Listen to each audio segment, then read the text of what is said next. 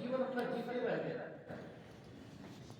और इसके अतिरिक्त खुद माता सीता जी को विरह हुआ। जब रावण को हर करके लेके चला गया, अशोक वाटिका में ले जाकर के रख दिया, तो वहां पर वो हर पर यही सोचती थी कि राम कब आएंगे और मुझे लेकर के जाएंगे। और वहां कहते कि दीन दयाल विरद संभारी हरहु नाथ मन संकट भारी। तो वो विरह की वेदना तो माता सीता जी ने भी झेला, लेकिन विरह की अग्नि से तप करके जब वो निकली तो लोकांतर में पूरे समाज में पतिव्रता के रूप में सीता जी की स्थापना। और कोई भी मांगलिक कार्य हो, जब तक सीताराम का सोहर नहीं हो जाता है, जब तक सीताराम जी का गीत नहीं हो जाता है, तब तक जो है विवाह के उस मंगलाचरण जो है मंगल कामना मंगल गीतों को पूर्ण नहीं होता है। जयमाल होता है, देखती है तो जयमाल में जो है सीताराम जी के ही गीत चलते हैं। तो कोई सोहर हो, कोई गीत हो, कोई लोक परंपरा हो, सीता जी के विरह ने यह सिद्ध किया कि पतिव्रता किस तरह से होती है। वो पतिव्रता का स्वरूप और राम की भक्ति वो विरह की बात है। उस विरह के बाद भरत जी को धर्म का प्रतीक मान लिया गया, क्योंकि जब श्री रामचंद्र जी लौटे तो बोले कि भैया अपना ये राजपाट संभालिए, जो आपने जिम्मेदारी मुझे दिया था उससे मुक्त करिए।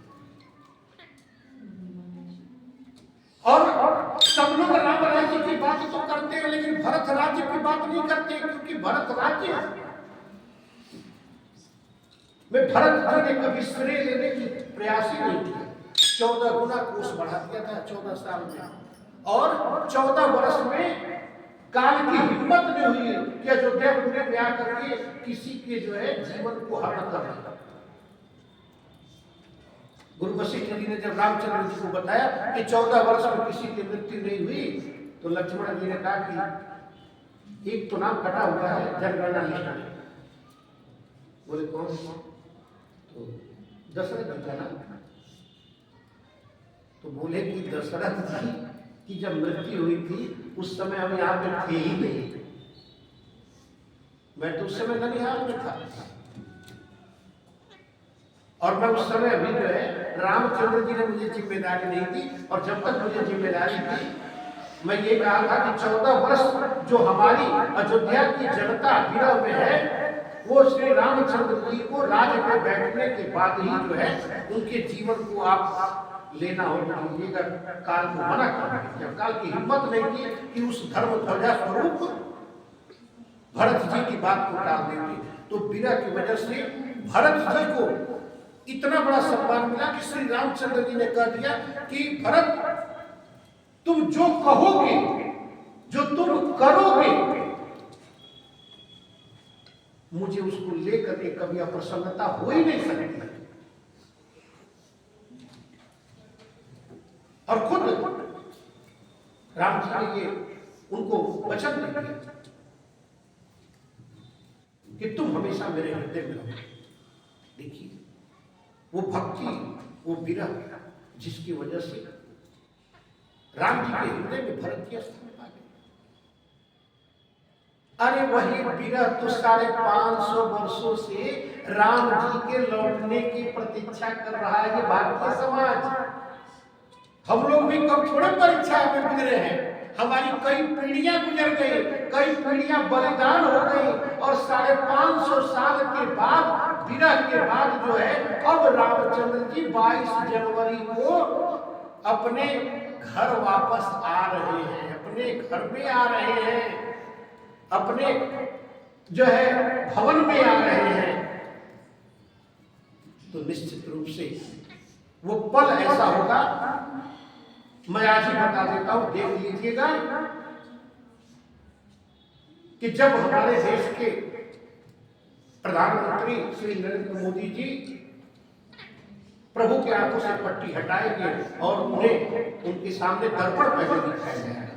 पहले प्रभु को दर्पण दिखाया जाएगा, दर्पण में प्रभु अपना मुख देख लेंगे, उसके बाद ही जो है अन्य लोग देखेंगे। तो निश्चित रूप से आपसे कह रहा हूं कि उस समय हमारे देश के प्रधानमंत्री माननीय मोदी जी की आंखें सजल तो हो ही जाएगी, उसके साथ साथ जो है पूरे हिंदुस्तान और जहां पर भी सनातन धर्म प्रेमी है, चाहे जो राम के विचार से जुड़े हैं, सबकी आंखें सजल हो जाएगी कि 550 साल की विरह के बाद आज जो है प्रभु राम हम लोगों के समक्ष साक्षी बनकर के फिर प्रकट हुए।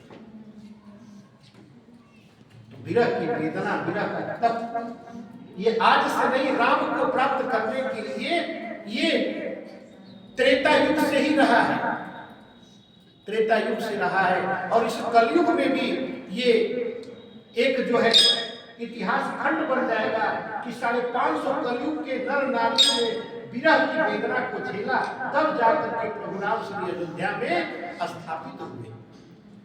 तो विरह में तप करके ही राम की प्राप्ति होती है, और जब राम की प्राप्ति होती है तो राम राज्य यानी राम का विचार आ जाए तो आपके अंदर उत्साह, आपके अंदर जो है प्रतिज्ञा, आपके अंदर जो है ओजस्विता, तेजस्विता, शक्ति, पराक्रम और हर चीजों में आगे बढ़ने की इच्छा शक्ति, अच्छे कार्यों के प्रति आपका भाव, नर नारियों के प्रति आपका बदला हुआ स्वभाव, ये सारी चीजें राम के विचार के आने से आज पूरा विश्व राममय हो गया है। सच पूछिए तो इतनी कल्पना और इतना बड़ा महोत्सव के बारे में तो सोचा ही नहीं गया था, लेकिन जब राम की कृपा बरसती है ना तो ऐसे ही बरसती है।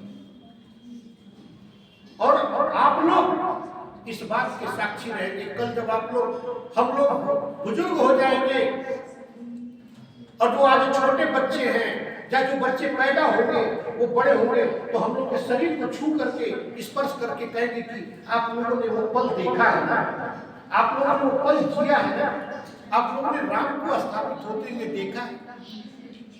आप लोग कितने भाग्यशाली हैं कि उस युग में पैदा हुए, उस समय में पैदा हुए, आप लोगों ने उन चीजों को देखा।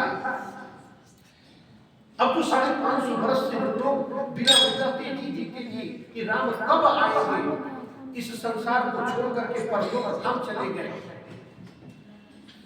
और ईश्वर ने हम लोगों को मौका दिया साक्षी ये देखने के। तो ये कथा में मुझे याद नहीं था कि मैं पहले पीछे भी बोला था, पता नहीं प्रसंग में क्या उठेगा, जब यहाँ बैठता हूँ क्या चलता है मन में।